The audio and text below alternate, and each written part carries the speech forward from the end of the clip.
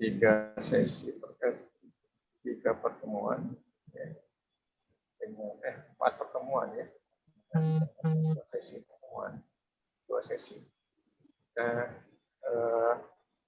mata kuliah strategik ini merupakan mata kuliah wajib sebenarnya bagi manajemen, baik itu untuk jurusan pariwisata, jurusan MK3L dan sebagainya, itu semua diwajibkan mengambil mata kuliah ini karena ini merupakan bagian daripada proses dalam manajemen yang wajib dilakukan oleh setiap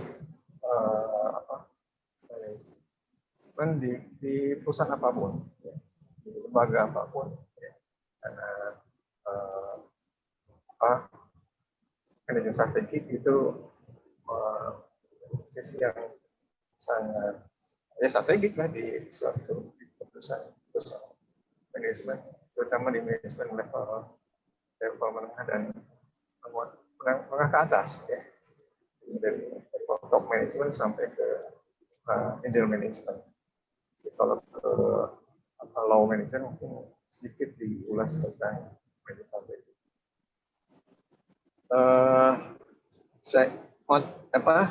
Untuk kuliah kali ini, ya, saya menggunakan ini Edlink. Sebenarnya di Edlink juga sudah tersedia Zoom, ya.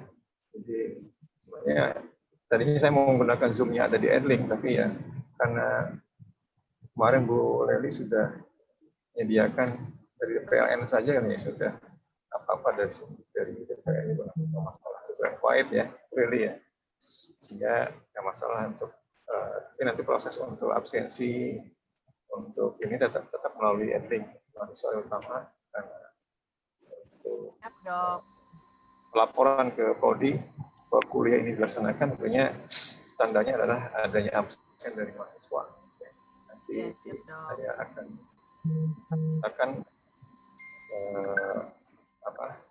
mahasiswa untuk absen di situ. Mungkin akan saya panggil satu persatu absen.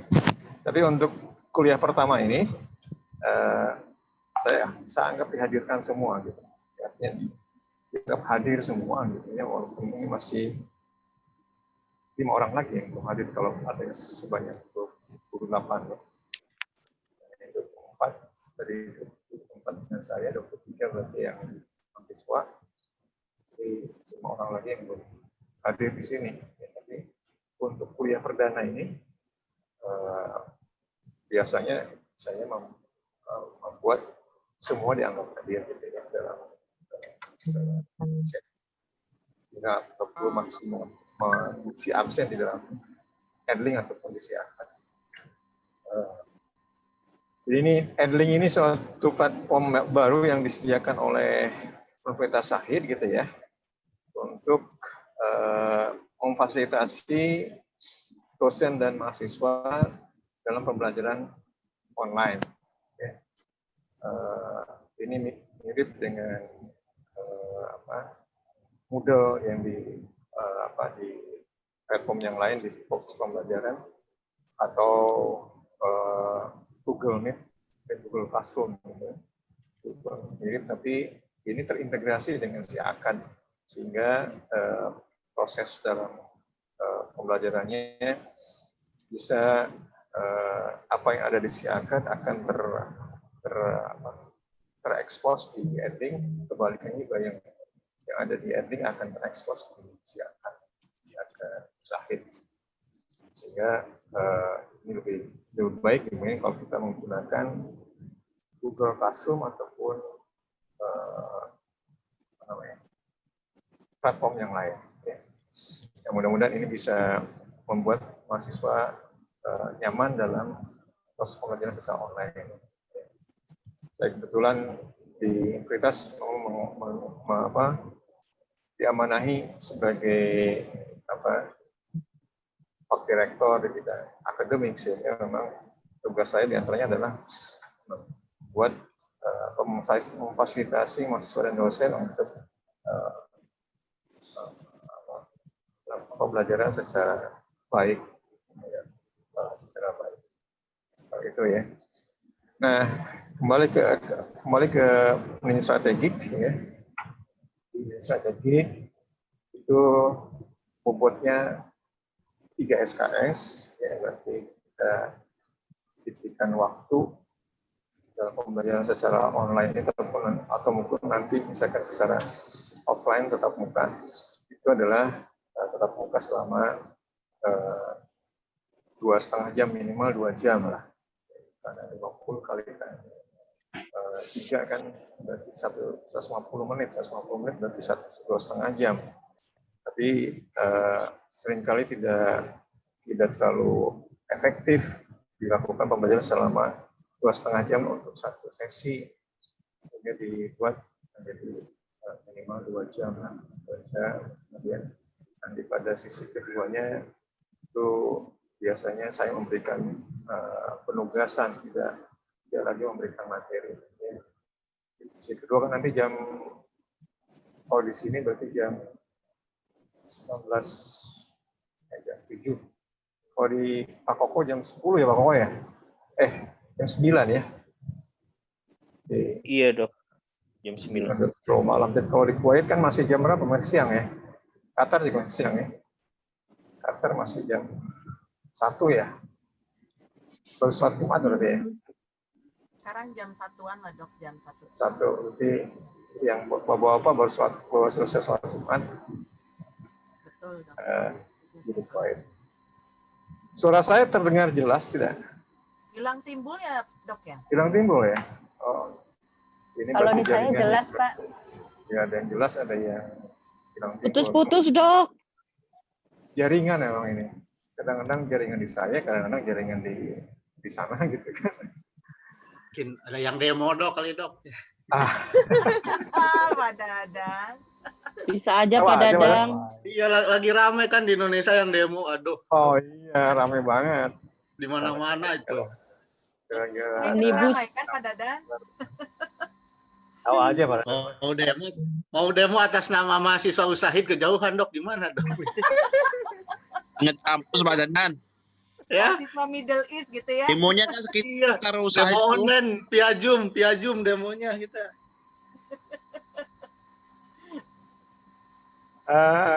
Ini kuliah hari ini ya santailah kuliah, kita nggak terlalu kaku ya, ngobrol gini aja. Iya Walaupun dok.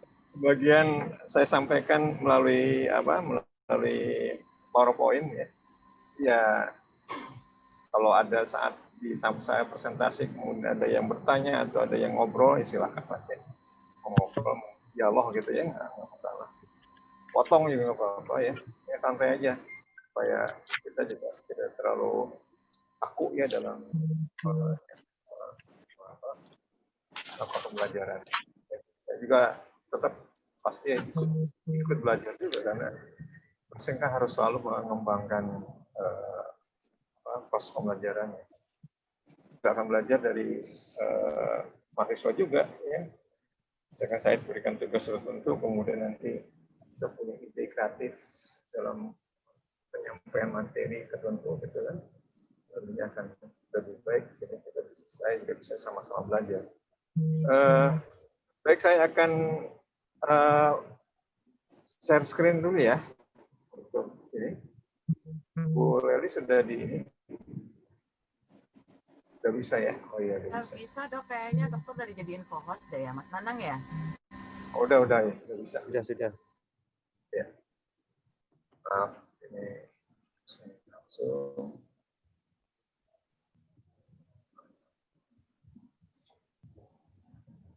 Bisa ke PowerPoint.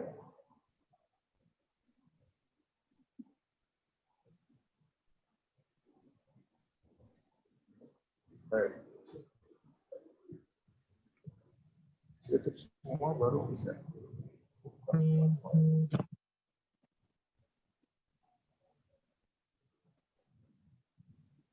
Banyak buka file gitu. Ini. Ada. Nah.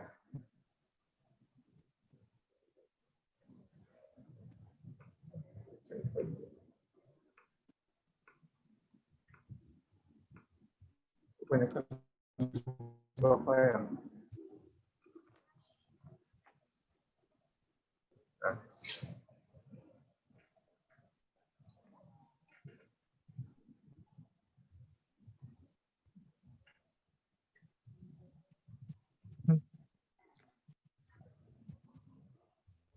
Jadi konsep manajemen strategi ya. Jadi saya menjelaskan keseluruhan konsep. Di pada bagian kedua atau posisi kedua, saya minta nanti konsep dari mahasiswa. Ya,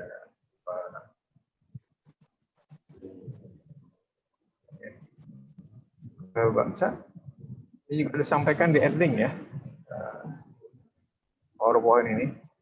Tinggal dibuka saja nanti. Sudah bisa membuka ending? Semua? Atau masih ada yang belum? Bisa, Belum Dok. bisa, Dok.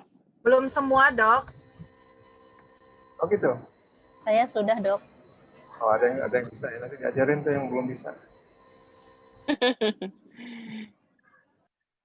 Tapi nanti juga saya sampaikan juga melalui WA supaya tidak ini ya, ada yang nggak bisa nanti saya masukkan kalau WA. Ya. Dok. Jadi sekali lagi manajemen strategik diampu oleh saya sendiri ya, dan Pak Toto ya, Toto Hardianto. Di dimana tujuan dari pembelajaran dari manajemen strategi ini adalah pertama diharapkan mahasiswa dapat memahami strategi untuk menghadapi persaingan kompetisi antara industri, antar daerah, antar negara, dan internasional. Kemudian merumuskan visi tujuan perusahaan atau lembaga ya, sebagai dasar untuk membuat strategi yang mempertimbangkan lingkungan eksternal dan internal untuk tujuan pembelajaran atau kompetisi yang kedua ini. Kemudian bisa menilai, memilih alternatif strategi, baik strategi perusahaan, strategi bisnis maupun strategi fungsional ya, yang berfokus pada akar kompetensi perusahaan. Kemudian bisa menganalisis dan mengimplementasikan strategi melalui pengembangan program, mengenai budget, prosedur, serta penempatan SDM maupun pimpinan sesuai dengan strategi yang ada. Kemudian menyusun dan menganalisis asumsi-asumsi, kemudian model perspektif keuangan, model perspektif pelanggan, model perspektif bisnis proses, dan model dari pembelajaran pertumbuhan dengan menggunakan balance scorecard. Ini ada satu bagian khusus tentang balance scorecard ini. Ini akan disampaikan nanti oleh Pak Toto Hardianto. Maksud yang ke-6 ini, menyusun dan menilai key performance index, kayak indikator atau indikator, atau KPI, ya, bisnis ataupun perusahaan. Itu tujuan daripada pembelajaran dari strategi. Ada banyak tujuan yang sehingga memang agak cukup kompleks pembelajarannya, walaupun mungkin nanti secara sederhana saya sampaikan poin-poinnya saja bisa mudah dipahami oleh para mahasiswa. Dok, maaf dok. Ya. Bisa tolong share materinya dok ke grup WhatsApp karena saya sambil kerja, rencana mau buka di komputer. Oh, sekarang juga maksudnya? Iya, kalau boleh dok, maaf dok, Metro. Oh iya, boleh. Saya sharekan dulu. Ya, jazakallah dok. Saya. Kalau di Adlink saya sudah. Ini saya sharekan di chat link-linknya, Prof. Pak Dokter lanjutkan saja, saya yang sharekan dari Adlink.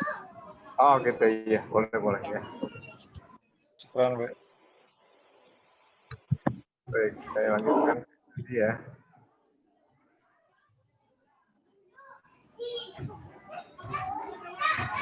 Di sini di tujuan pembelajaran kita ada 6. Nah, ini tentunya sesuai dengan materi yang akan disampaikan ya. Jadi strategi ini. Jadi kalau kita lihat materi yang akan disampaikan ada banyak nih. Pertama konsep dan proses strategi yang akan sampai pada hari ini, gitu ya, sekaligus konsep dan prosesnya.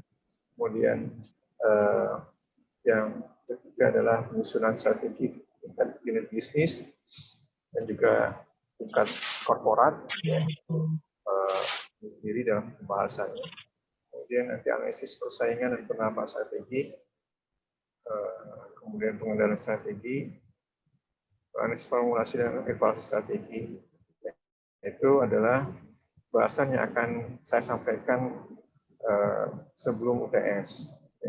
Dilanjutkan oleh Pak Toto, setelah UTS ada pengertian konsep dan definisi dari balance scorecard, kemudian perspektif balance scorecard, kemudian proses penyusunan balance scorecard, kemudian penyusunan key performance index atau indikator, ya, indikator, kemudian penyusunan nilai sasaran dan kinerja. Terakhir adalah bagaimana peran itu dalam implementasi dari balance scorecard. Itu beberapa materi yang nanti akan kita bahas selama 1 semester ini. Kemudian tentang monitoring dan evaluasi dari yang strategis dari berbasis balance scorecard.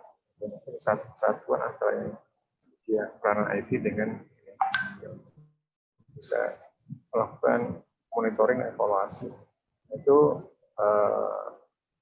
materi-materi yang kita akan lalui, ya, baik melalui secara ceramah seperti ini oleh saya ataupun diskusi antara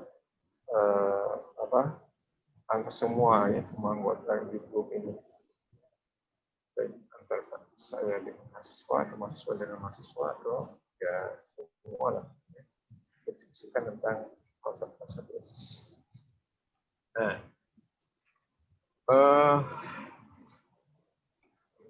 apa itu manajemen? Nah, ini bacaan wajib dan ada bacaan anjuran, silakan saja. Saya sudah sharekan link, ya. Saya simpan ini di Google Drive. Tinggal diklik aja. Linknya ada di link. Ini kan saya sampaikan di WA group, ya. Link dari buku yang saya ambil dari e-book, dari e-book. Kalau memang ada yang bisa nambahkan, silakan. Ada buku yang lain, silakan dijadikan tambahan referensi bagi pengembangan dari mata kuliah ini. Ini yang bisa saya sharekan ke mahasiswa nantinya. Itu adalah buku, ya, berupa e-book, ya. Bisa sebagai acuan untuk penyelesaian tugas atau acuan dalam memahami mata kuliah ini, atau mungkin pada saat diimplementasikan di perusahaan ataupun di lembaga yang ada di sana, dan tentunya bisa terbanyak perlukan, ya, kompetensi. Kemudian apa itu manajemen strategis? Ya, ada beberapa pandangan, ya, dari berbagai ahli, ya. Itu kan dari Fred David, bahwa manajemen strategis itu merupakan bisa berupa seni atau sains atau pengetahuan, ya. Seni dan sains atau seni dan pengetahuan untuk merumuskan, kemudian mengimplementasikan dan mengevaluasi keputusan lintas fungsional yang membuat organisasi itu mampu mencapai tujuannya atau objektif. Kamu pakai strategi kayak gitu. Definisi buat Fred.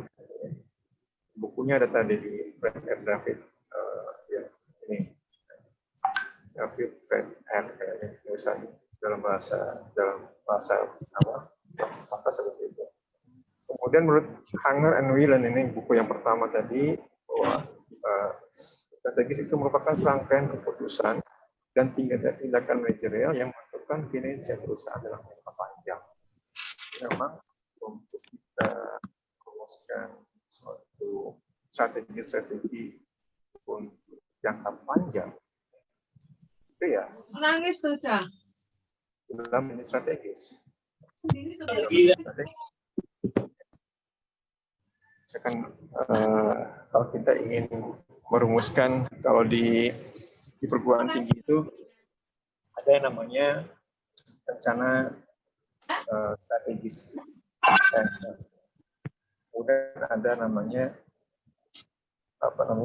Hilang nanti kan rencana ketemu induk pengembangan. berantakan kayak gitu itu. Tolong yang suaranya Nggak tahu.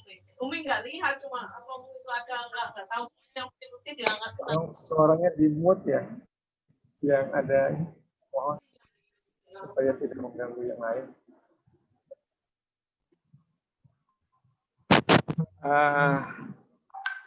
Jadi ada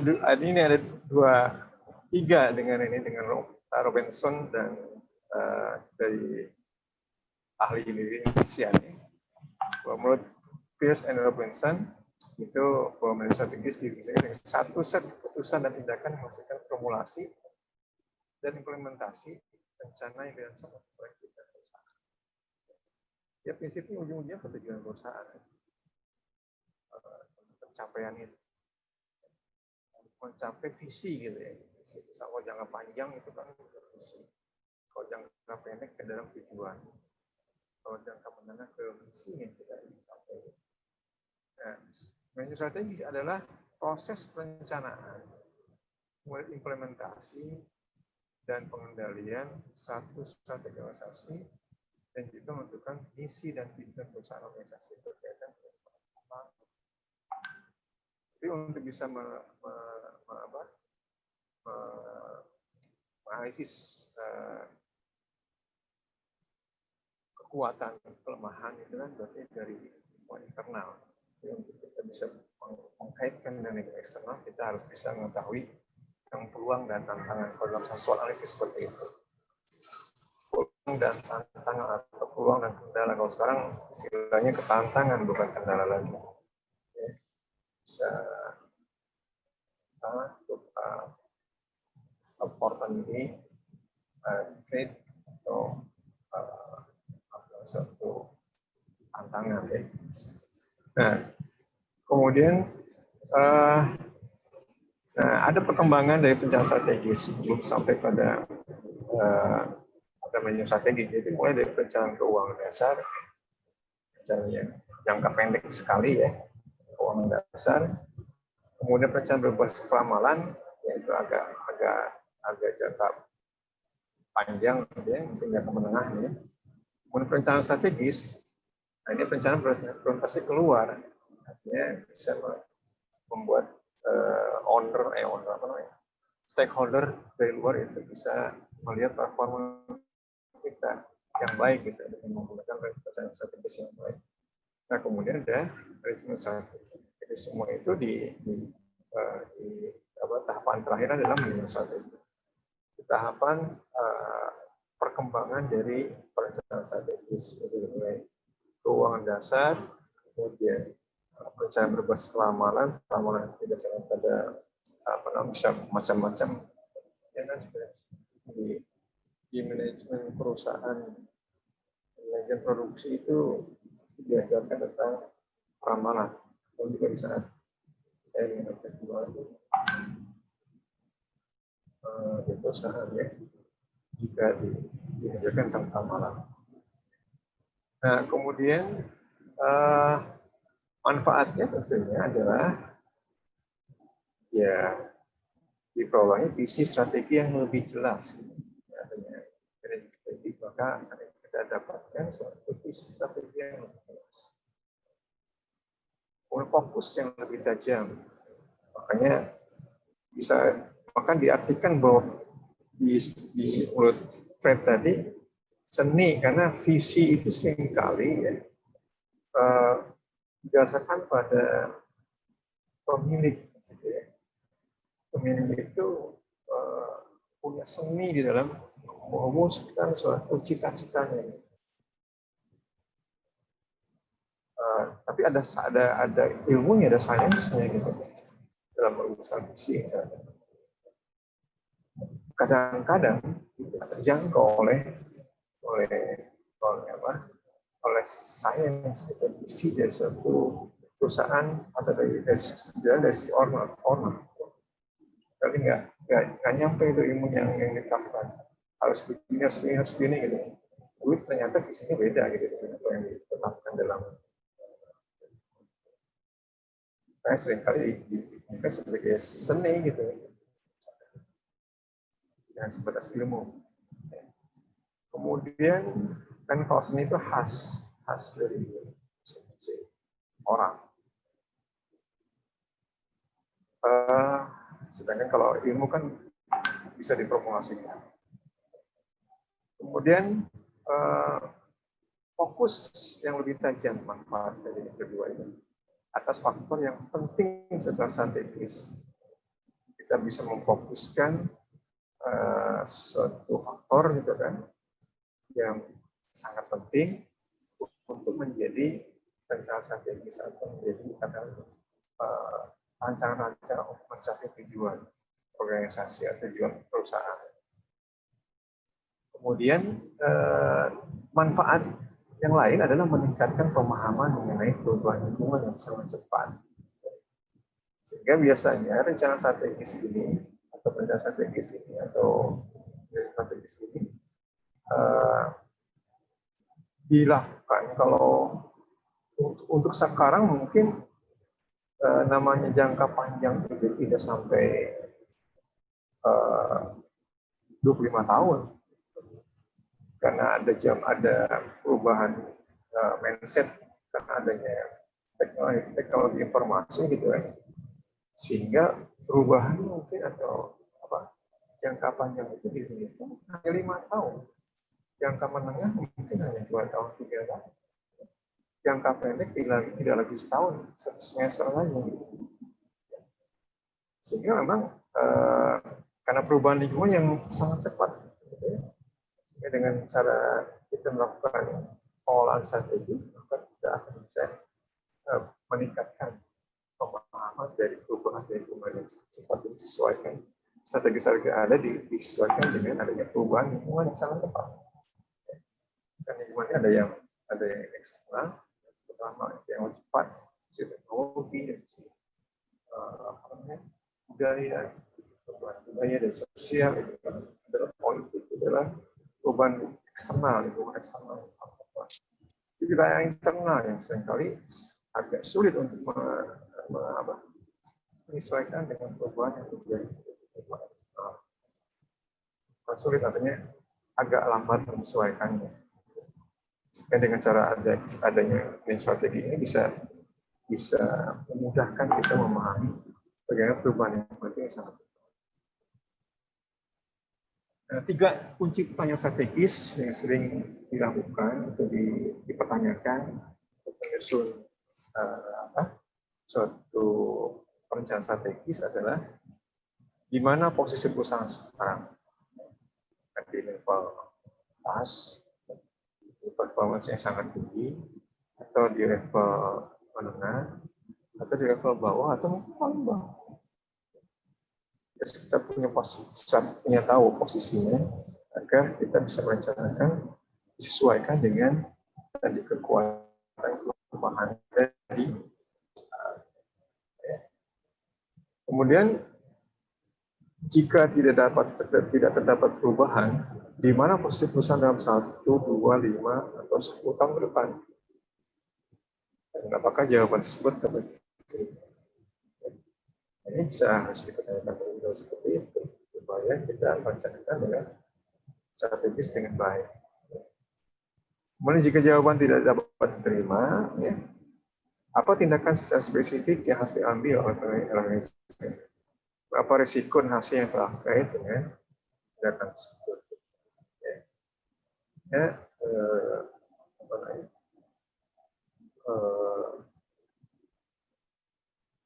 Perubahan yang terjadi, gitu kan, terus bisa diantisipasi intinya dengan adanya perencanaan ini. Nah, kemudian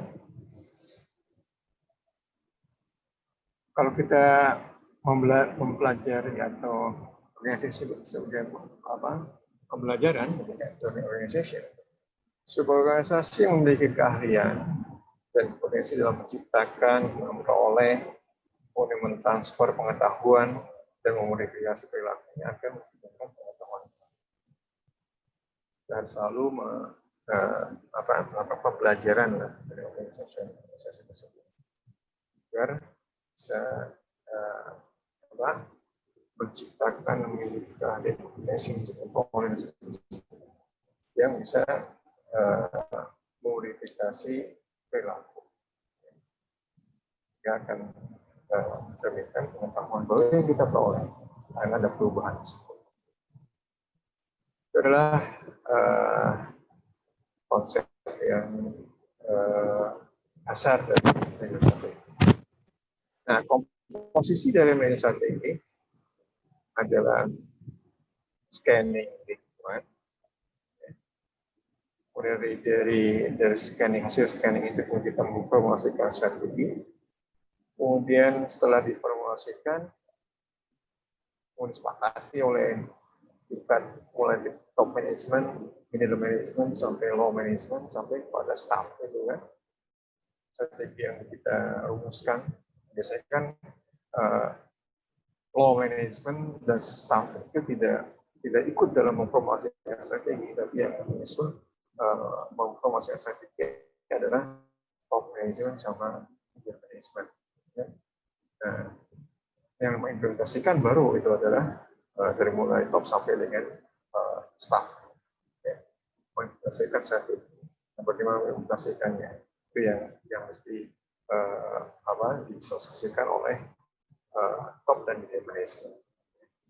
Kemudian evaluasi dan pengendalian agar kita bisa mengetahui gitu kan, apakah strategi yang digunakan tepat gitu kan, atau terlalu tinggi gitu kan. Misalkan target yang kita tetapkan kan termasuk dalam strategi itu menetapkan target. Target yang terlalu disampaikan adalah terlalu tinggi gitu. Kita bisa dievaluasi. Karena sumber daya kita tidak memenuhi gitu kan.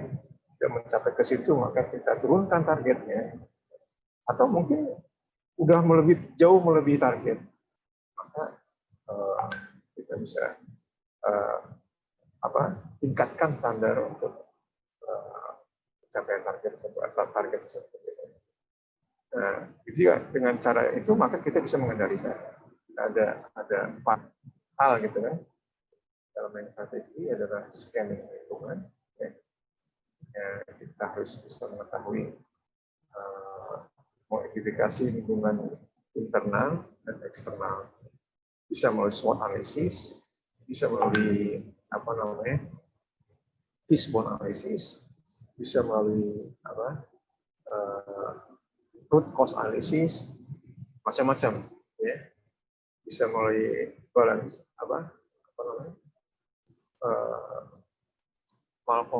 Malcolm Split, ya.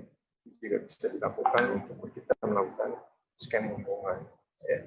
Itu 4 hal ini yang menjadi bagian dari manajemen strategi. Ini sudah mau maghrib ya di sini. Barangkali saya hentikan dulu ya untuk sementara selama 20 menit untuk saya melakukan, dan mungkin ada teman-teman juga yang di Kuwait ataupun di sholat asar di sana ya? Belum ya? Belum, Pak. Belum ya. Saya mungkin di sini Belum, Dok. 1 jam lagi. Saya istirahatkan dulu ya. Baik, Dok. Ya, Dok, saya sholat Isya di Papua, Dok. Sholat di Isya Papua, di sini. saya. Iya, Dok. Ya. Kalau sini jam 6 kurang 1/4 nih. Sudah maghrib ya.